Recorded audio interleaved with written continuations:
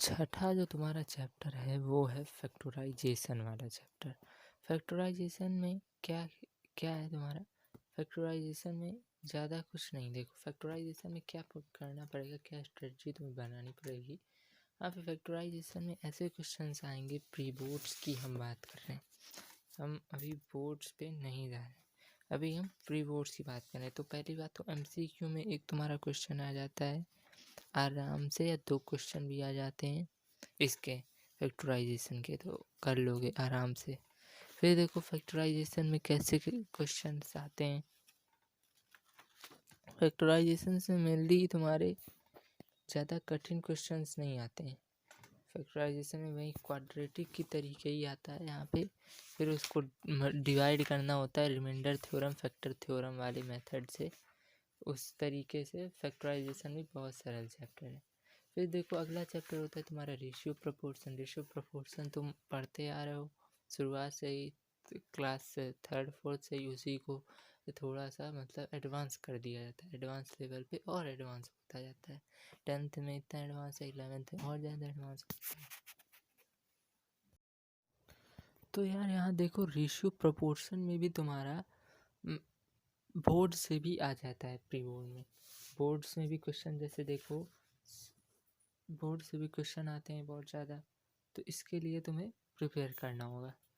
Board से भी जैसे देखो x वाला आ जाता है 1 + x + x स्क्वायर, इस तरीके से 1 - x + x square is equal to 62, 1 bracket में 1 + x, फिर 63 ब्रैकेट में 1 - x अपॉन में। तो इस तरीके से तुम्हारे क्वेश्चंस आ जाते हैं रेशियो में। प्रोपोर्शन में भी इसी तरीके से आते हैं। फिर देखो अगला चैप्टर जो तुम्हारा होता है वो होता है मैट्रिसेस।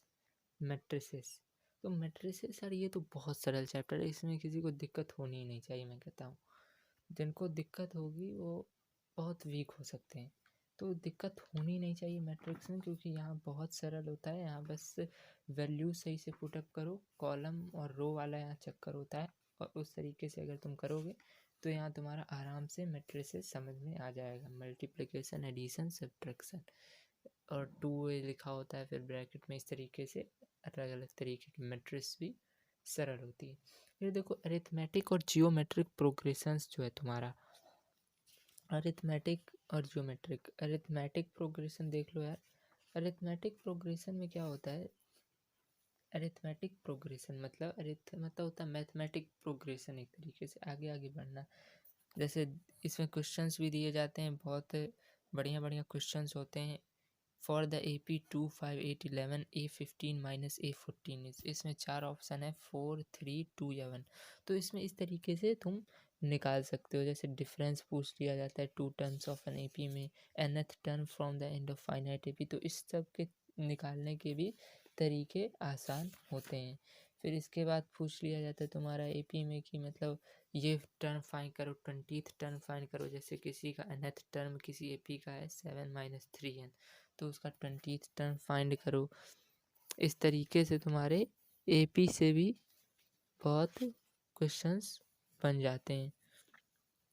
इसके बाद देखो तुम्हारा क्या आता है, इसके बाद तुम्हारा आता है जियोमेट्रिक वाला चैप्टर। Geometry, coordinate geometry. पहला रिफ्लेक्शन। रिफ्लेक्शन इसमें तुम्हें मतलब ग्राफ वाला है। इसमें देखो x graph, y graph, abscissa का और कोऑर्डिनेट पढ़ा था 9th में, उसी का मतलब ये एडवांस लेवल है थोड़ा। अब धीरे धीरे आगे बढ़ते जाओगे तो वही चीज़ एडवांस होती जाती है। ए भी पढ़ते थे शुरुआत में, उसी को इतना बड़ा बना दिया गया, आज ए भी वही चीज़ पढ़ो, लेकिन एडवांस लेवल पर पढ़ो तो सब चीज़ एडवांस होती है। आगे आगे बढ़ते जाओगे इस तरीके से एडवांस होती जाएगी, तो इसमें दिक्कत करने की कोई ज़रूरत नहीं। रिफ्लेक्शन वाला जो चैप्टर है यहाँ तुम्हें एक्स और वाई ग्राफ बनाने को आता है। यहाँ बच्चे थोड़ा गलती करते हैं क्योंकि वो सही पॉइंट पे सही जगह प्लॉट नहीं करते हैं ग्राफ फिगर्स को, तो इस वजह से गलत हो जाता है। और फिर शेप पूछ लिया जाता है तो उसमें भी बच्चे गलती कर देते हैं। तो ये ध्यान रखना है कि तुम्हें शेप सही से बनाना है, पॉइंट सही से प्लॉट करो, जहाँ जहाँ दिया है अपने आप शेप आराम से आ जाएगा। इसके बाद है तुम्हारा यार सेक्शन फार्मूला। इसमें सेक्शन फार्मूला में जो ये देखते हो कि M1 X1 वो वाला जो एग्जांपल होता था, M1 X1 m2x1 इस तरीके से शायद होता था अपॉन m1 प्लस m2। अब तो मैं भूल भी गया, पर फिर भी तुम लोग को नहीं भूलना ये चीज़ें याद रखनी है, जिससे तुम बोर्ड्स और प्री बोर्ड्स में खासकर अभी अच्छे मार्क्स ला सको। तो इस तरीके से तुम्हारा ये जो है ये चैप्टर भी सेक्शन फार्मूला भी तुम कर सकते हो, क्योंकि बोर्ड्स में देखो, प्री बोर्ड्स में क्या होता है कि बोर्ड से भी बहुत ज़्यादा क्वेश्चंस आते हैं, और प्रीवियस ईयर के भी क्वेश्चंस ले लो, वहाँ ऐसे मिलना कठिन है। प्रीवियस ईयर क्वेश्चन मतलब अपने स्कूल के प्रीवियस ईयर क्वेश्चंस भी ले लो, लेकिन वो मिलना कठिन है। पर बोर्ड से जो प्रीवियस ईयर का क्वेश्चन है वो तुम आराम से ले सकते हो, किसी भी पब्लिकेशन का खरीद सकते हो, और उससे तुम्हारे क्वेश्चंस बन जाएंगे आराम से। इसके बाद देखो अगला चैप्टर होता है तुम्हारा motion in equation of a straight line. Equation y is equal to m x plus c, ये वाला जो होता है इस तरीके से स्लोप निकाल सकते हो, फिर मतलब बीच का पॉइंट निकाल सकते हो किस तरीके से। तो ये सारी चीज़ें इसमें बताई जाती हैं। फिर इसके बाद होता है सिमिलैरिटी भी पढ़ते आ रहे हो। सिमिलैरिटी में इसमें थोड़ा फिर एडवांस कर दिया गया, इसमें तुम्हें एंगल वो वाला CPCT वो जो दिया होता है गिवन कॉमन, ये सब चीज़ें सारी पढ़नी होती हैं सिमिलैरिटी में तुम्हारी। तो यहाँ सिमिलैरिटी में भी तुम अच्छे मार्क्स बना सकते हो। इसके बाद देखो क्या होता है तुम्हारा, सिमिलैरिटी के बाद तुम्हारा आता है यहाँ पे सर्कल। सर्कल में देखो तुम्हें, सर्कल में तो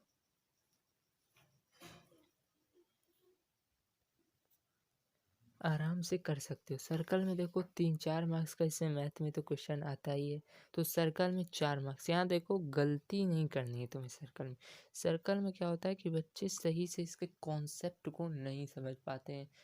एक्सटीरियर एंगल, इंटीरियर एंगल, इस समय बच्चे फंसते हैं। क्वाड्रिलेटरल और को पॉजिटिव इस तरीके का होता है। तो मतलब तरीके का सर्कल में 4 मार्क्स, तुम 3 मार्क्स आराम से। बोर्ड्स में भी इसमें बहुत अगर तुम कर लेते हो तो बहुत ज़्यादा फ़ायदा मिलता है बोर्ड्स में। और देखो 3-3-4 मार्क्स के क्वेश्चन अगर तुम करते हो, देखो 7 क्वेश्चन होते हैं सेक्शन बी में, 4 करने होते हैं तुमको।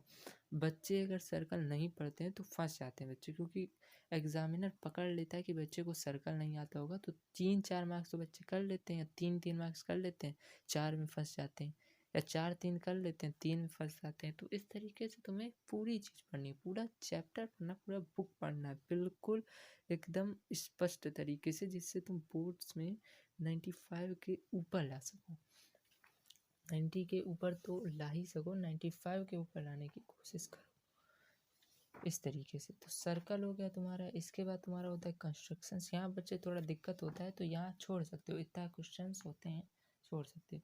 फिर इसके बाद तुम्हारा आता है एरिया मेंसुरेशन वाला चैप्टर। यहाँ देखो सरफेस एरिया आता है, वॉल्यूम ऑफ सॉलिड, सबसे पहले वॉल्यूम ऑफ सिलेंडर आता है इसमें। तो इस तरीके का फॉर्मूले होते हैं इसमें भी। Total surface area 2πr/h+r cylinder का, सॉलिड सिलेंडर, हॉलो सिलेंडर, इस तरीके से होता है। इसके बाद कोन का आता है, कोन के बाद स्फेयर का आता है, सॉलिड स्फेयर, हॉलो स्फेयर, इस तरीके से इसमें दिए होते हैं। तो यहाँ भी फॉर्मूले का यूज बहुत ज़्यादा होता है। फॉर्मूला पढ़ो, सही से कॉन्सेप्ट लगाओ, दिमाग लगाओ सही से, तो आराम से क्वेश्चन आ जाएंगे। इसके बाद आता है ट्रिग्नोमेट्रिक आइडेंटिटीज। यहाँ भी तुम्हारा सरल तरीके से मार्क्स कन्वर्ट हो सकते हैं, तुम्हारे बहुत अच्छे मार्क्स आ सकते हैं।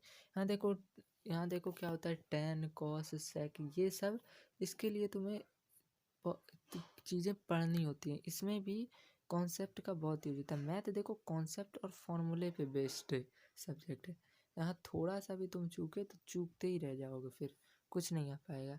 तो मैथ में बहुत समझने की ज़रूरत होती है, और जगह जगह पर कांटे होते हैं, तो इन कांटों को हटाना है अगर तुम्हें बोर्ड्स में ज़्यादा से ज़्यादा परसेंट चाहिए तो इस तरीके से तुम कर सकते हो। टेन स्क्वायर थीटा, जैसे देखो क्वेश्चन है sec theta -1 square is equal to 1 plus cos theta upon 1 minus cos theta. इसके लिए तुम्हें प्रूव करना है, प्रूव करने वाला क्वेश्चन है। Tan square theta upon sec square इस तरफ है, is equal to 1 plus cos theta upon 1 minus cos theta होगा, ये तुम्हें प्रूव करना है। तो इस तरीके से तुम क्वेश्चन कर सकते हो ट्रिग्नोमेट्रिक आइडेंटिटीज। इसके बाद आती है तुम्हारी स्टैटिस्टिक्स। स्टैटिस्टिक्स आती है, स्टैटिस्टिक्स में मीन, मीडियन, ये सब पढ़ते यार और इसमें एडवांस लेवल हो जाता है, लेकिन होता वही चीज़ है। कम्यूटेटिव फ्रीक्वेंसी पिछली बार भी पढ़ी थी 9th में, तो वही चीज़ होती है। मीन, मीडियन, मोड, हिस्टोग्राम बनाने को आता है, तो यहाँ तो मार्क्स अच्छे से स्कोर कर सकते हो। चैप्टर जो सरल सरल हैं उनको लो और मार्क्स स्कोर करने की कोशिश करो ज़्यादा से ज़्यादा। फिर प्रोबेबिलिटी आती है, प्रोबेबिलिटी में वही चीज़ होती है, that is the probability of means head, coin, tail, ये सब वाला क्वेश्चन आते हैं इसमें। डाइस वाला क्वेश्चन, तो डाइस और पत्ते वाले जो कार्ड वाले क्वेश्चन होते हैं उनको पढ़ लो, तो उसमें से जो फेमस क्वेश्चन आते हैं वही आते हैं ज़्यादातर, तो उसमें से पढ़ लो, आसानी से मार्क्स स्कोर कर सकते हो। इसके बाद हाइट एंड डिस्टेंस वाला आता है, उसमें tan थीटा का शायद होता है परपेंडिकुलर अपॉन बेस, इस तरीके से कोई फॉर्मूला लगता है, तो वहाँ इस तरीके से ट्रायंगल बना के दिया जाता है। इस तरीके से तुम बनाओगे डायग्राम, पहले तो क्वेश्चन पढ़ोगे, उसके हिसाब से डायग्राम बनाना होता है, फिर सही से क्वेश्चन को सॉल्व करना होता है। तो इस तरीके से यार तुम्हारा जो मैथ है ना, बहुत सरल बना सकते हो तुम इस बार। और बोर्ड्स के लिए तो इसे सरल बनाने की बिल्कुल कोशिश करो, क्योंकि देखो बेस्ट ऑफ 5 है, लेकिन बहुत बच्चे सोचते होंगे मैथ को छोड़ दें, लेकिन कभी कभी होता है कि तुम जो सब्जेक्ट ले रहे हो उसमें तुम्हें ना आए, इमरजेंसी केस में ना आए, तो फिर बहुत दिक्कत हो सकती है। तो ऐसा मत करना यार, सब सब्जेक्ट को पढ़ो, आसानी के साथ पढ़ो, मैथ को भी ध्यान दो। जो बच्चे मैथ में वीक हैं वो ध्यान दें मैथ में, और ज़्यादा से ज़्यादा मार्क्स स्कोर करने की कोशिश करें। थैंक्स।